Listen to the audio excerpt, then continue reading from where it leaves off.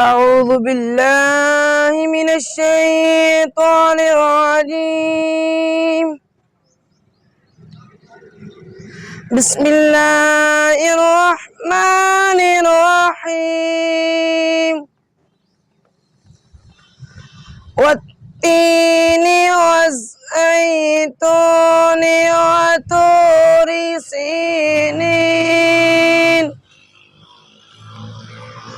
وهذا البلد الأمين.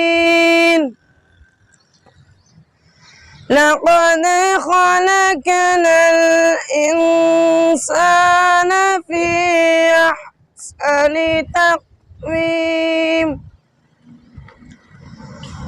ثم رددناه أسفل سافلين إلا الذين آمنوا وعملوا الصالحات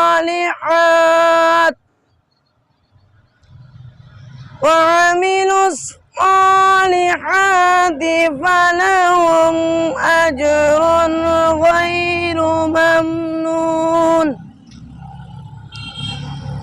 فما يكذبك بعد بالدين؟ أليس الله بأحكم الحاكمين؟ صدق الله العظيم.